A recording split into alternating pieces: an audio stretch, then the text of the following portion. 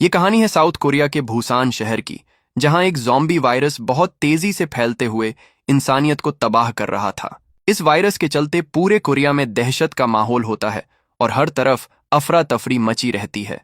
वहीं दूसरी तरफ हमें एक सोल्जर लियोन दिखाया जाता है, जो अपनी बहन और उसके परिवार को सुरक्षित रखते हुए आखिरी क्रूज जहाज तक लेकर जा रहा था। तभी उन्हें रास्ते में एक औरत मिली जो एक बच्ची को गोद में लिए थी। वह गाड़ी रोककर लियोन से उन्हें जहाज तक लिफ्ट देने को कहती है। उस औरत के साथ उसका हस्बैंड भी था, जिसे देखकर साफ पता चल रहा था कि वो इन्फेक्टेड है। कोई खतरा न लेते हुए लियोन उन्हें अनसुना कर आगे चला जाता है। थोड़ी ही देर में वो सब शिप तक पहुंचकर उसमें चढ़ गए थे और सभी केबिन में बैठ आराम करने लगे। इस बड़े से जहाज की मंजिल जापान जाने तक की थी। तभी एक सैनिक ने आकर लियोन से कहा, हमें हांगकांग की ओर जाने का ऑर्डर मिला है। यह सुन लियोन कैप्टन के पास गया, लेकिन सवाल करने पर उसे डांट सुनने को मिली और साथ में यह भी कि तुम्हें जितना कहा गया है बस उतना करो। वहीं अंदर कैबिन में एक आदमी अपना शरीर घुमाकर अजीब सी हरकत करने लगता है, क्योंकि वो इन्फेक्टेड होता है, जो बिना किसी को बताए कैबिन में घुस गया था। जब लियोन वापस कैबिन में लौटा तो हर जगह उसे खून के निशान दिखे। यह देख वह और भी सतर्क होकर आगे बढ़ने लगा। अचानक एक ज़ॉम्बी उस पर हमला कर देता है, लेकिन लियोन ने उसे शूट कर मार गिराया। वह केबिन में अंदर जाने के बाद अपनी आंखों पर यकीन नहीं कर पाता। उसने देखा सभी लोग इन्फेक्टेड हो चुके थे, यहां तक कि उसकी बहन का बेटा भी। लेकिन लियोन की बहन सही सलामत थी। वह अपने बेटे को पकड़ रो रही होती है।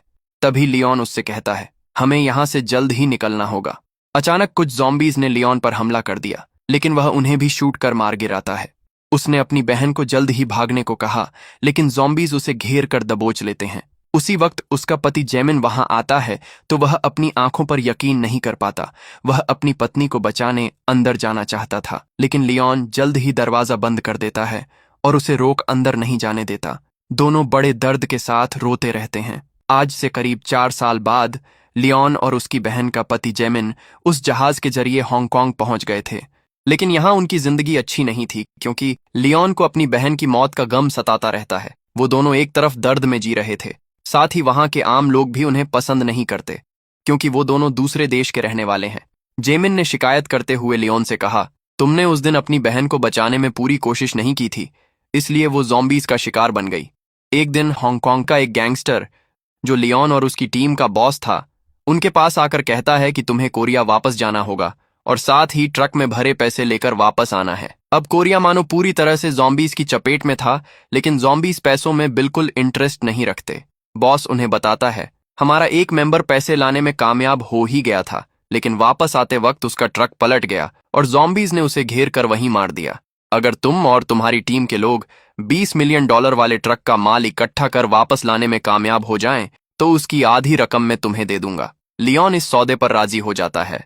उसकी टीम में जेमिन, एलन और मिनहू भी थे, जो सभी मिलकर यह मिशन पूरा करने के लिए निकल जाते हैं।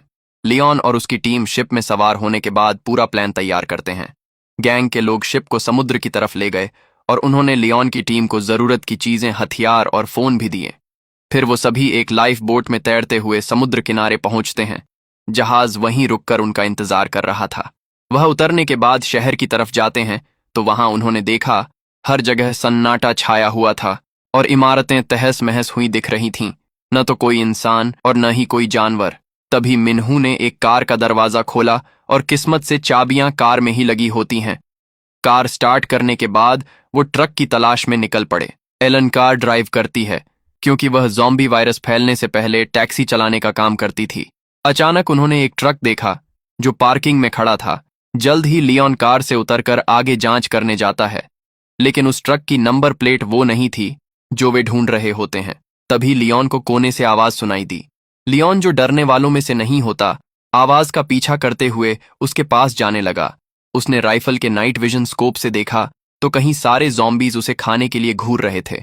डर के मारे वो पीछे हट जाता है और जल्द ही कार में बैठ जाता है। फिर ग्रुप ने ट्रक ढूंढना शुरू कर दिया। थोड़ी दूर जाने के बाद आखिरकार उन्हें ट्रक दिखाई दिया, जो एक पुल के नीचे खड़ा था। हम देखते हैं कोई आदमी उन्हें बिल्डिंग में खड़ा दूरबीन से देख रहा होता है। जमीन ने ट्रक का दरवाजा खोला तो उन्होंने देखा अंदर रखे बैग पैसों से भरे हुए होते हैं। जब वो ड्राइवर सीट तक पहुंचे तो वहां ड्राइवर उन्हें मरा हुआ मिला। जमीन अंदर चढ़कर उसे कार से बाहर निकालने की कोशिश करने लगा, तभी उस मुर्दे ने अचानक अपनी आंखें खोलीं। वो जेमिन को खाने की कोशिश करता है और जेमिन की गलती से ट्रक का हॉर्न बज गया। इतने में ही लियोन ने उस ज़ॉम्बी को गोली चलाकर मार डाला। उसी वक्त बहुत सारे ज़ॉम्बीज हॉर्न की आवाज सुन वहां भाग आते हैं। ये ज़ॉम्बीज रात में देख नहीं सकते, लेकिन उनकी सुनने की क्षमता बहुत तेज होती है। लियोन ने अपनी राइफल उठाई और गोली चलानी शुरू कर दी। वह एक एक कर उन्हें मारने लगा, लेकिन ज़ॉम्बीज के ज्यादा होने की वजह से वो सभी को नहीं मार सकता था। इसलिए वह जल्द ही भागते हुए ट्रक में बैठ जाता है और वो ज़ॉम्बीज को पीछे छोड़ देते हैं। दोनों गाड़ियां उस सड़क पर चल रही थीं। एलन अमीर बनने का सपना देखने लगी। गाड़ी के आगे निकल जाने के बाद एक आदमी ने उन पर फ्लेयर गन चलाई, जो अंधेरे में बहुत तेज चमक रही थी। उजाले को देख ज़ॉम्बीज कार पर हमला करने के लिए आगे बढ़ते हैं। खतरा देखते ही लियोन और उसकी टीम जल्द ही वहां से भाग निकली। तभी ज़ॉम्बीज की भीड़ उनके सामने आ जाती है। एलन ने लगातार ज़ॉम्बीज को टक्कर मार दी और वह कार पर अपना कंट्रोल खो बैठी। पीछे चल रहा ट्रक भी उनसे टकरा जाता है और लियोन ट्रक से निकल दूर जा गिरता है। इस हादसे में एलन अपनी जान खो बैठी। बाकी बचे 3 टीम मेंबर्स भी जख्मी थे। ज़ॉम्बीज शोर सुन उनकी तरफ आने लगे। उनसे बचने के लिए जेमिन जल्दी से ट्रक के अंदर छुप गया और लियोन अपनी जान बचाकर भागने लगता है। रास्ते में उसकी मुलाकात एक लड़की से हुई जिसका नाम निया था। लियोन जल्द ही कार में बैठ गया। वो लड़की आसानी से ज़ॉम्बीज को रौंद कर कार घुमा लेती है। उसके साथ ही पैसेंजर सीट पर एक छोटी बच्ची भी थी। ज़ॉम्बी रास्ते में रुकावट बनकर आए तो उस लड़की ने ड्रिफ्ट करते हुए उन्हें कुचल डाला। लियोन इतनी खतरनाक ड्राइविंग सहन नहीं कर पाता और बेहोश हो जाता है। कार एक ओवरपास के नीचे से गुजर रही थी। तभी बड़ी संख्या में ज़ॉम्बीज ने उनका रास्ता रोक लिए। तभी उस छोटी बच्ची ने अपनी रिमोट कंट्रोल कार निकाली जिसमें लाइट्स और म्यूजिक कंट्रोल था। वह उस रिमोट कंट्रोल कार को सीधे ज़ॉम्बीज की तरफ ले गई। उसकी आवाज सुनकर ज़ॉम्बी तुरंत अट्रैक्ट हो जाते हैं। वह कार को ज़ॉम्बीज से बचाते हुए उनसे दूर बाहर की तरफ ले गई, लेकिन आगे अभी भी कुछ ज़ॉम्बीज बचे थे। निया सीधे ज़ॉम्बीज को कुचलते हुए कार वहां से निकाल लेती है। वहीं दूसरी तरफ जेमिन बिना कोई बचने की उम्मीद के साथ ट्रक के अंदर होता है और उसे चारों तरफ से ज़ॉम्बीज ने घेर रखा था। अचानक एक एडवर्टाइजिंग ट्रक तेज आवाज के साथ वहां से गुजरता है। उसकी आवाज सुन सभी ज़ॉम्बीज उसकी तरफ भागने लगे। तभी कुछ बख्तरबंद गाड़ियां वहां आ खड़ी हुईं, जिसमें से कुछ लोग उतरते हैं। उन्हें देख पता चल रहा था कि वो अच्छे लोग नहीं थे। उसी वक्त मिन्हू ड्राइविंग सीट से बाहर निकलकर उनसे मदद मांगने लगता है, लेकिन वो घायल था और साथ में इन्फेक्टेड भी। इसलिए ग्रुप का लीडर उसे मारने लगा। वह एक लोहे के पाइप से सीधे उसे खत्म कर देता है। फिर वो ट्रक में चढ़ उसे भी अपने साथ ले जाते हैं। ट्रक के बाहर क्या हो रहा है जेमिन को कुछ पता नहीं होता। उसे कहीं दूर ले जाया जा रहा था। लियोन होश में आया तो उसने देखा सामने एक बूढ़ा आदमी होता है। लियोन उसे देख डर जाता है। दरअसल वो आदमी निया का दादा था। उसी वक्त एक औरत वहां आई। लियोन ने उसे देख तुरंत पहचान लिया। उसका नाम स्कारलेट था। वो वही औरत होती है जो उसे रास्ते में मिली थी और मदद मांग रही थी। वो अपनी बेटी के साथ उस भयानक हालात से बच निकली और यहां तक कि उन्होंने लियोन की मदद भी की। उस बूढ़े आदमी के पास एक रेडियो भी होता है जिससे वह बाहर की दुनिया को मदद के लिए सिग्नल भेजता रहता है। वहीं दूसरी तरफ जेमिन को एक कैंप में ले जाया गया जहां एक ग्रुप था जिसे यूनिट 631 कहा जाता है। वो शुरू में एक आम यूनिट के लोग थे, लेकिन जब ज़ॉम्बी वायरस पूरे कोरिया में फैल गया तो यह जगह एक अलग किया हुआ आइलैंड बन गई जिसे पीछे छोड़ दिया गया। इसलिए ये लोग ज़ॉम्बी हंटर बन गए और उन्होंने अपनी सुरक्षा के लिए यहाँ की घेराबंदी कर ली। ये लोग कुछ भी अच्छा नहीं करते थे, यहाँ तक कि ये ज़ॉम्बीज से भी बदतर थे। ये वही जगह है जहां से स्कारलेट का परिवार भागा था। जब जेमिन को ट्रक में पाया गया तो वह सभी मिलकर उसके कपड़े फाड़ देते हैं और उसके शरीर पर नंबर लिख देते हैं। जेमिन इतना डर गया था कि उसकी टांगें लड़खड़ा रही थीं। फिर उसे एक कंटेनर के अंदर धकेल दिया गया। कंटेनर के अंदर कई सारे बाकी कैदी भी उसी की तरह बिना शर्ट के थे और सभी चुपचाप जमीन पर बैठे हुए थे। थोड़ी देर बाद कंटेनर का दरवाजा खुला और अंदर के सभी लोगों को बाहर निकाला गया। उन्हीं के साथ जेमिन को भी निकाला जाता है। सभी के सामने एक डेडली अरीना था जहां लोगों की भीड़ जमा थी और सब चिल्ला रहे थे। दर्शक इंतजार कर रहे थे कि कब गेम शुरू होगा। तभी काउंटडाउन शुरू हुआ और एक बड़ा सा दरवाजा खुलता है जिसमें से ज़ॉम्बीज के एक झुंड ने निकलकर तेजी से उन पर हमला कर दिया। वो ज़ॉम्बीज भी इस गेम का हिस्सा होते हैं जिसमें ज़ॉम्बी जिंदा इंसानों को पकड़कर खा रहे थे। इस गेम में कई लोग ज़ॉम्बीज का शिकार बन जाते हैं। तभी काउंटडाउन खत्म हुआ और म्यूजिक बजने लगा। एक आदमी चमकीली सूट पहने आता है और डांस करते हुए ज़ॉम्बीज को अट्रैक्ट कर अपनी ओर खींच ले जाता है। जेमिन इस जानलेवा खेल में बार बार बचा। उसके बाद उसे दोबारा बाकी लोगों के साथ कंटेनर में डाल दिया गया। गार्ड्स उन्हें कुछ इंस्टेंट नूडल्स के पैकेट फेंक देते हैं। उस खतरनाक इलाके का कप्तान, जिसका नाम कैप्टन शू है, इस जिंदगी से तंग आ चुका था और वो पिस्टल अपने मुंह में डाल सुइसाइड करने ही वाला था। तभी किसी ने दरवाजा पीटा। वो उसका आदमी होता है। उसने कैप्टन शू को विदेशी वाइन की बोतल दी।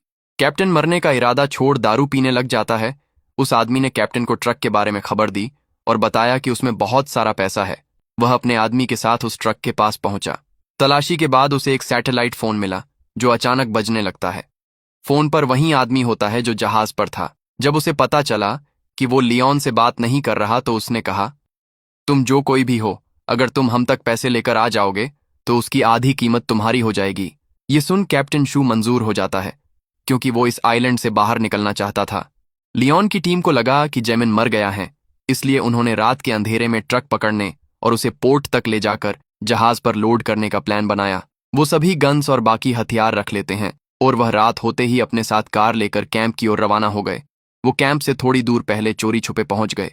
कार में से उतरने के पहले स्कारलेट ने बच्चों से कार में ही रहने को कहा और साथ ही अगर वो वापस ना आए तो सुरक्षित कहीं दूर चले जाना। उसके बाद वो कार से निकलकर पैदल चलते हुए एक गुप्त रास्ते से होकर यूनिट 631 के सीक्रेट कैंप तक पहुंच गए। तभी एक गार्ड ने उन्हें देख लिया, जिसे लियोन जल्द ही बेहोश कर देता है। उसके बाद उन्होंने देखा ट्रक उनसे कुछ ही दूर खड़ा था। वहीं हम देखते हैं कैप्टन शू अरीना में माइक लिए आकर सभी लोगों से कहता है, आज हमारे पास जरूरती सामान की कोई कमी नहीं है। तुम सब चाहो जितने मजे कर सकते हो, वो भी बिना किसी तकलीफ के। दरअसल उसने ये बात सभी को फंसाने के लिए कही थी, क्योंकि फिर वो छुपके से ट्रक लेकर यहां से भाग जाएगा। सर्जेंट किम उन बदमाश हंटर्स का बॉस समझ गया था कि कुछ गड़बड़ है। जब कैप्टन शू कमरे में वापस आया तो सर्जेंट किम पहले से ही वहां उसका इंतजार कर रहा था, लेकिन उसे कोई गलती नजर नहीं आई। कैप्टन शू आगे जाकर टेबल पर रखे फोन को माइक से छुपा देता है।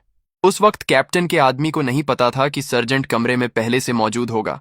जब सर्जेंट किम ने उस आदमी से पूछताछ करी तो कैप्टन शू ने चुपचाप अपनी पीठ पीछे पिस्तौल रिलोड कर ली।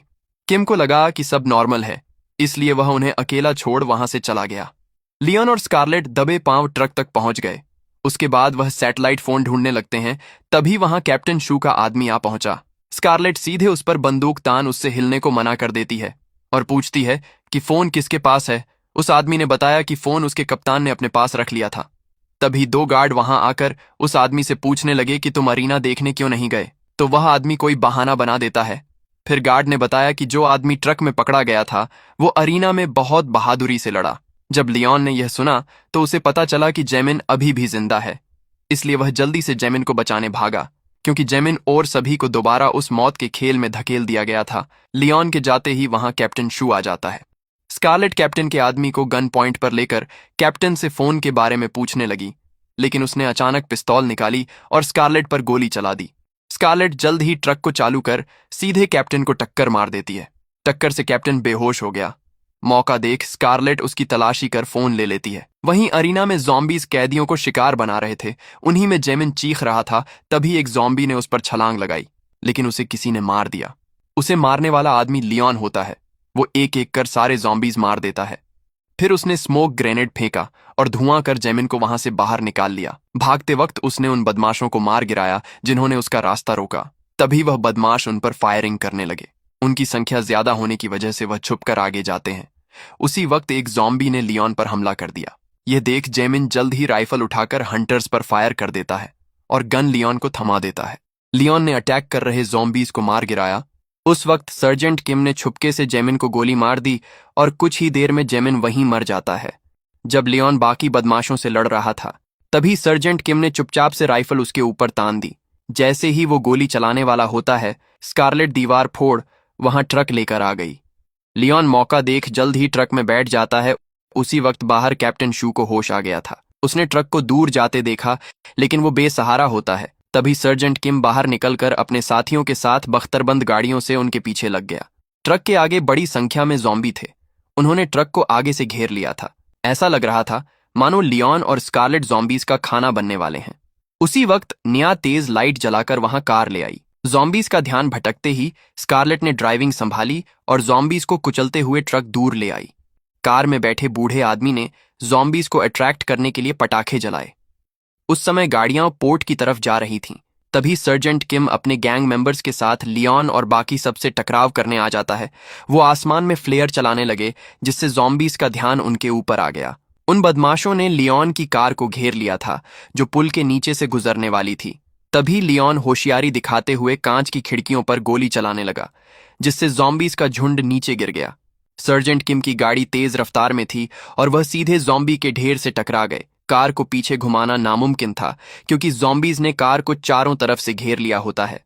सर्जेंट किम को रास्ते से हटाने के बाद लियोन ने फोन की मदद से शिप पर कांटेक्ट कर कहा, हम शिप के नजदीक पहुंच गए हैं। अचानक कैप्टन शू ने अपनी कार से निया की कार को टक्कर मार दी। उसके बाद वो निया को कार से निकाल उसके सर पर बंदूक तान देता है और स्कारलेट से गन को नीचे फेंकने को कहने लगा। उसी वक्त वो छोटी बच्ची अपनी रिमोट कंट्रोल कार से कैप्टन को टक्कर मार उसका ध्यान भटका देती है। निया तो उससे बच गई, लेकिन कैप्टन ने उस छोटी बच्ची पर गोली चला दी। तभी उस बुजुर्ग आदमी ने उसे बचाने के लिए खुद गोली खा ली। मौका देख स्कारलेट ने राइफल उठाई, लेकिन कैप्टन ने उसके पैर पर गोली मार दी। उसके बाद कैप्टन जल्द ही ट्रक में बैठ गया। लियोन उस पर गोली चलाने लगता है, लेकिन कैप्टन ट्रक लेकर वहां से भाग निकल जाता है। वह ट्रक चलाते वक्त ख्वाब देखने लगा कि उसकी जिंदगी हांगकांग में कैसी होगी। गैंगस्टर्स ने उसके लिए शिप का दरवाजा खोल दिया था। वो ट्रक को सीधे शिप के अंदर ले गया। सभी गैंगस्टर्स तालियों से उसका स्वागत करने लगे। ट्रक में पैसे चेक करने के बाद एक आदमी आकर कैप्टन को लगातार गोली मार देता है। अगर ये कैप्टन को नहीं मारते तो उन्हें अपनी आधी रकम उसे देनी पड़ती। तभी हम देखते हैं कैप्टन मरा नहीं था, वह ट्रक को रिवर्स में ले जाकर शिप से बाहर निकाल देता है। उसी वक्त कई सारे ज़ॉम्बीज शिप में घुसकर वहां मौजूद सभी लोगों को मारकर इन्फेक्टेड करने लगे। वहीं दूसरी तरफ वो घायल बूढ़ा आदमी ज्यादा खून बहने की वजह से दम तोड़ देता है। तभी सबको हेलीकॉप्टर की आवाज सुनाई देती है। हेलीकॉप्टर लोकेशन पर पहुंच गया था। स्कारलेट सभी से भागने को कहती है, क्योंकि वो गोली लगने की वजह से भाग नहीं सकती थी। स्कारलेट के कहने पर नाया और वह छोटी बच्ची भागते हुए आतिशबाजी करने लगी, जिससे उन्होंने हेलीकॉप्टर का ध्यान अपनी तरफ खींच लिया। लियोन अपनी गोद में छोटी बच्ची को लेकर हेलीकॉप्टर की ओर भागने लगता है, लेकिन बड़ी संख्या में ज़ॉम्बीज उनकी ओर आ रहे थे, जिन्हें स्कारलेट शूट कर मार गिरा रही थी। स्कारलेट जल्द ही ट्रक में चढ़कर पूरी ताकत से हॉर्न बजाते हुए ज़ॉम्बीज को अट्रैक्ट कर लेती है। ज़ॉम्बीज ने उसे चारों तरफ से घेर लिया था। वहीं बच्चे और लियोन हेलीकॉप्टर तक पहुंच जाते हैं। निया रेस्क्यू टीम से उसकी मां को बचाने की रिक्वेस्ट करने लगी, लेकिन बचावकर्मी ने कहा, अब बहुत देर हो चुकी है। स्कारलेट, जो अभी भी ट्रक में थी, आत्महत्या करने का फैसला करती है, क्योंकि वो ज़ॉम्बीज जैसा नहीं बनना चाहती थी। उसी वक्त लियोन अपनी राइफल लेकर आगे जाते हुए फायरिंग करने लगा। गोली की आवाज सुनते ही स्कारलेट के बचने की उम्मीद बढ़ गई। वह जोरदार तरीके से ज़ॉम्बी को मार गिराने लगी। मौका देख स्कारलेट गाड़ी से उतर उनकी तरफ भागते हुए आ रही थी। लियोन भी उसके पीछे आ रहे ज़ॉम्बीज को शूट करने लगा और साथ ही उसने ज़ॉम्बीज पर स्मोक बॉम्ब फेंक दिए। धुएं के बीच से होते हुए स्कारलेट आखिरकार हेलीकॉप्टर तक आ जाती है और अपनी बेटियों को गले लगा लेती है। वहीं लियोन भी बच निकलता है और सभी रेस्क्यू टीम के साथ हेलीकॉप्टर में बैठ चले जाते हैं। और इसी के साथ हमारे कहानी का एंड भी यहीं हो जाता है।